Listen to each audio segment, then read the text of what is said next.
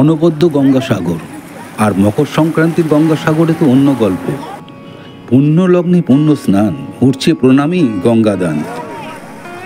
টাকা পয়সা ফল ও ফুল সংক্রান্তি সাগর আকুল। বৈতরণী পার করো হে গরুর লেগে হেইও।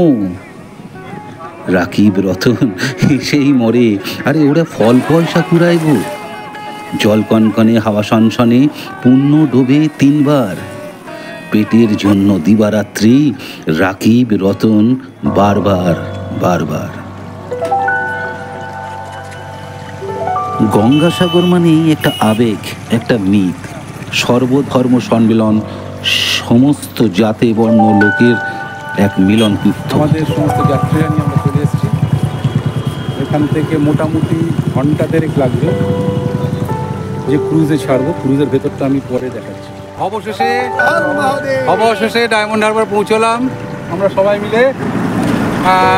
ঠিক গঙ্গার ওপারে ক্রুজ, ওই যে দেখা যাচ্ছে আই লাভ ডায়মন্ড হারবার। হ্যাঁ, হারবারে এসেছি, কিন্তু পারাপারের কি অবস্থা এখনো বুঝতে পারছি না। প্রচন্ড কুয়াশা চারিদিকে। চলো মহাদেব।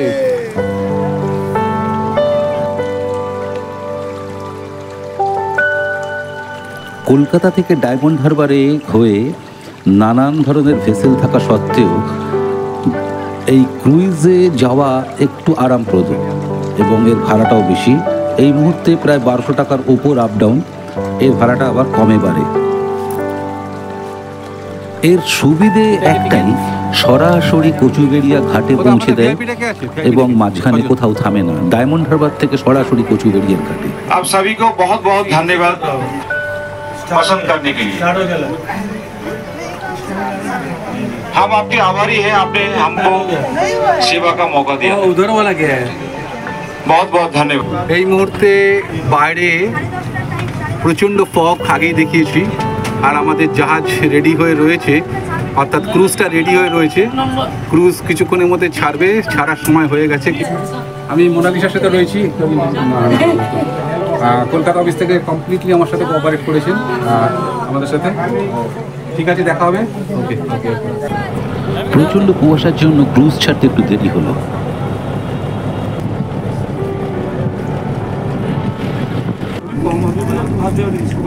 মর্নিং সকালবেলা ব্রেকফাস্ট যারা আনেননি তাদের এখানে ব্রেকফাস্ট দেওয়া হয়, তবে তার প্রাইস আলাদা। এটা চালু হয়েছে। এছাড়া গরম কফি 40 টাকা পার কাপ। 130 টাকা ব্রেকফাস্ট শেষ। কেক, মিষ্টি, পকোড়া এবং স্যান্ডউইচ সহযোগে বেশ সুন্দর ব্রেকফাস্ট। সঙ্গে সবসময়ের জন্য চা এবং জল এখানে কিনতে পাবেন। শেষ পর্যন্ত ভিডিওটি দেখবেন কিন্তু বন্ধুরা, স্কিপ করবেন না, তাহলে অনেক কিছু হারাবেন। একদম প্রিমিয়াম জোনে ওপরে আপার ডেকে পাইলট কেবিনের সাথে যাত্রা আমাদের সোজাসুজি গঙ্গাসাগরে কচুবেড়িয়ার ঘাটে গিয়ে যা শেষ।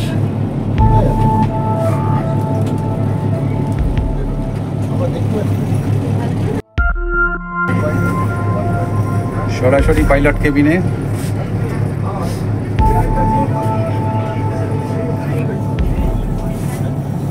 ভিজিবিলিটি নিয়ে কি বুঝছেন? খুব খারাপ না ভিজিবিলিটি?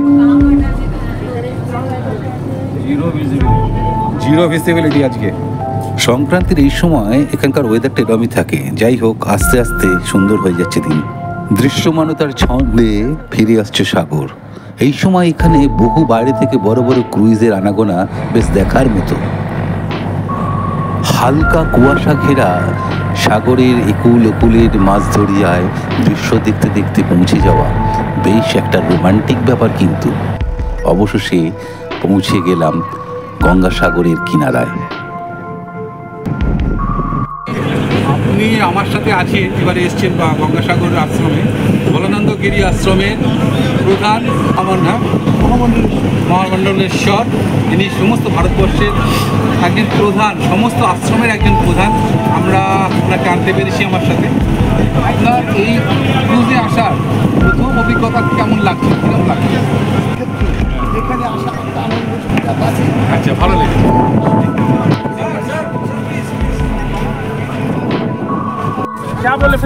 অবশেষে ডায়মন্ড হারবারে এসে কচুবেড়িয়া ঘাটে উপস্থিত প্রচুর লোকের সমাগম, যাত্রীরা আসা যাওয়া করছেন, কিন্তু ভীষণ সিস্টেমেটিক এখনো পর্যন্ত দেখতে পাচ্ছি। সামনে সংগতি তীর্থ, এই গেটটা নতুন করা হয়েছে, নতুন রং, নতুন সব কিছু। নেচার কলেজ নেচারের তরফ থেকে আমি শৈবাল দাস আপনাদের প্রত্যেককে জানাচ্ছি মকর সংক্রান্তির শুভেচ্ছা। ভিডিওটি দেখতে ভালো লাগলে দয়া করে শেয়ার করবেন এবং মতামত দেবেন, এবং যদি চ্যানেলটি সাবস্ক্রাইব করেন তাহলে আমার এই খাটনি একটু সফলতা পাবে। ধন্যবাদ। চলুন আরও এগিয়ে দেখতে থাকি নানান গল্প। আপনি যাবেন? 0682 এসে গেছে আমাদের ড্রাইভার। হরে হরে, জয় গুরু মহাদেব, হর হর মহাদেব। কচুবেড়িয়া ঘাট থেকে এই সময় গাড়ি পাওয়া খুবই চাপের ব্যাপার, তবুও আমার আগাম গাড়ি তৈরি ছিল গঙ্গার ঘাট থেকে। মহামণ্ডলেশ্বরের মন্ত্রোচ্চারণের মধ্যে দিয়ে আমরা এগিয়ে চললাম গঙ্গাসাগর প্রাঙ্গণে।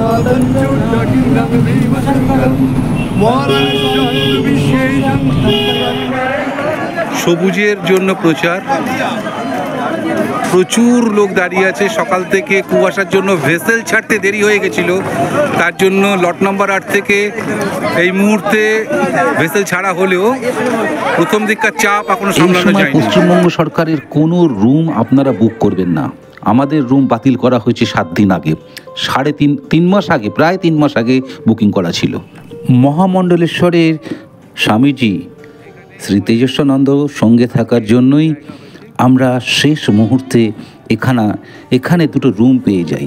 পরিচ্ছন্ন রুমের বাইরে তখন প্রচুর পুণ্যার্থীদের জন্য থাকার ব্যবস্থা করা হয়েছে।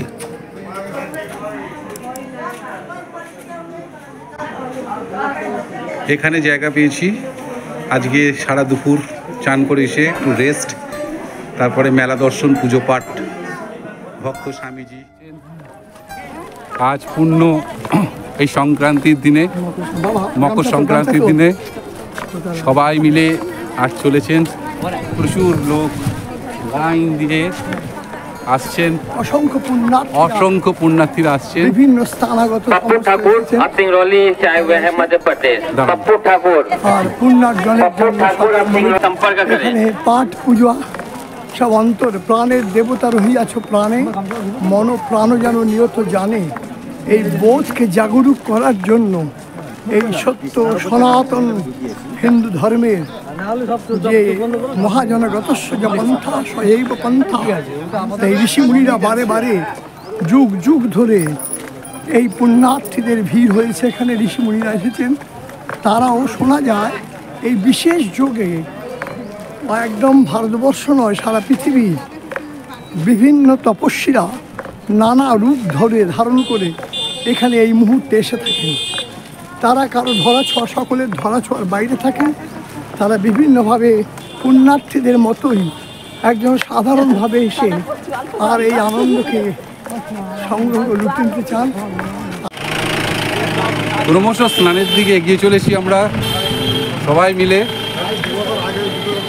পূর্ণ স্নান, গুরুজি স্বামীজি বেশ কিছু তথ্য দিলেন, আমরাও তৃপ্তি লাভ করলাম। এটা মন্দিরে দিই চানটা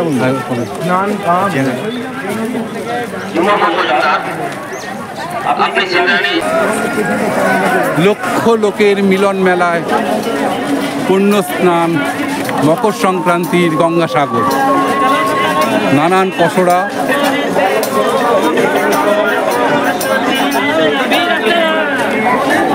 তিন নম্বর স্নানঘাটের দিকে চলেছি আমরা সবাই। সারা ভারতবর্ষের নানা ধর্ম, নানা বর্ণ এখানে সব মিলেমিশে এক হয়ে গেছে।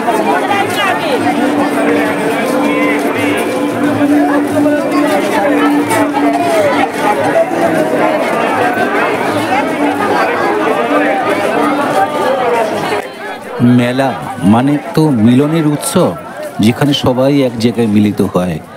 সেখানে বর্ণ, ধর্ম সমস্ত কিছু একাকার হয়ে যায়। তাই মকর সংক্রান্তির গঙ্গাসাগরের আজ অন্য রূপ। সাগরে স্পেশাল চিড়ে, সাইজ দেখুন।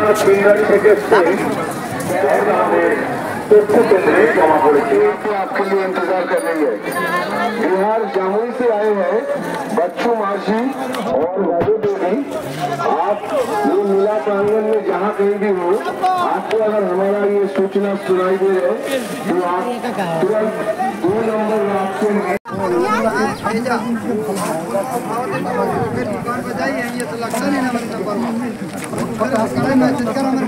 এসে গেলাম 3 নম্বর ঘাটে। এখানে স্নান হবে, তার আগে পুজোর উপকরণ নিয়ে নেওয়া হলো। হিন্দু ধর্মে বহু নদীকে খুব শুভ বলা হয়। অবশ্যই শুভ। নদী মানেই তো জল, আর জল মানেই তো জীবন। জীবনের জন্যই তো নদীমাতৃক ভারতের এই অপার সৃজন। গঙ্গা, যমুনা, গোদাবরী সহ বহু পুণ্যতয়া নদীকে স্নান করলেই নাকি পাপস্খলন। সেটা তো আবেগের বিষয়, কিন্তু বাস্তবে তো আজও অনেকে বিশ্বাস করেন এই গরুর ল্যাজ ধরে বৈতরণী পার হওয়া বা গঙ্গা জলে দাঁড়িয়ে মন্ত্রোচ্চারণে নাকি সমস্ত পাপস্খলন হয়। তাই দেশের নানা প্রান্ত থেকে আসা বৈতরণী পার করাতেই সাগর তট জুড়ে ঘুরছে কয়েক হাজার গরু বাছুর। গোমাতা সব গরুর কান ফুটো করে নম্বর লাগানো আছে কিন্তু এখানে। আর পুরোহিতের হাতে টাকা ধরিয়ে দিতে পারলেই গরুর লেজ ধরার সুযোগ আসছে। আর গরুর লেজ ধরতে পারলেই তো ম্যাজিক। স্বভাবতই নাম গোত্র উল্লেখ করে দেওয়ার হচ্ছে পুজো পাঠে, আর তাতেই টিকিট মিলছে বৈতরণী পার হওয়ার টিকিট। অন্তত এমনটাই তো বিশ্বাস পুণ্যার্থীদের। এদিকে গঙ্গা সংকল্প মন্ত্র পাঠের মধ্যে দিয়ে গঙ্গা স্নানের পর্ব শুরু হলো আমাদের। ওম নমো গঙ্গায় নমঃ, ওম নমো গঙ্গায় নমঃ। গঙ্গা তুমি পরিবেশ ভারসাম্য রাখো, গঙ্গা তুমি দূষণমুক্ত হও, গঙ্গা তুমি সবাইকে ভালো রাখো, প্রকৃতির ভারসাম্য বজায় রাখো। পুণ্যার্থীদের দেওয়া গঙ্গা দান বা নগদ পয়সা কুড়িয়ে আনার জন্য তখন এখানে এক অদ্ভুত ব্যবস্থা। পেটের রুজি রোজগারে ঈশ্বরের কাছে পৌঁছে যাওয়া দান ঘুরে আসছে নিঃস্ব মানুষদের কাছে, যারা সারাটা বছর এই কটা দিন তাকিয়ে থাকে গঙ্গার দিকে। যেই রাকিব রতন হিন্দু মুসলমান সব ধর্মের সবাই এর ঊর্ধ্বে গঙ্গা তাদের প্রসাদ দেন, ফল দেন আলো এবং বেঁচে রাখার, টিকিয়ে রাখার রসদ। তাই তো গঙ্গাসাগর আজও এক আবেগ, আজও এক মিথ। কপিল মুনির মন্দিরে কপিল মুনির আশীর্বাদে আজ বিদায় নেব সন্ধ্যায় এই গঙ্গাসাগর থেকে। একসময় কথা ছিল সব তীর্থ বারবার, কিন্তু গঙ্গাসাগর একবার। না বন্ধুরা, গঙ্গাসাগরের যাওয়া এবং আসার এখন এত রকম আরামপ্রদ ব্যবস্থা এনারা করেছেন বা আরও হয়েছে, তাতে গঙ্গাসাগর বারবারই আসা যাওয়া করা যেতে পারে। এই আরামপ্রদ ক্রুইজে যাতায়াতের জন্য কিভাবে টিকিট করবেন তার ফোন নাম্বার আমি ডেসক্রিপশন বক্সে দিয়ে দিলাম।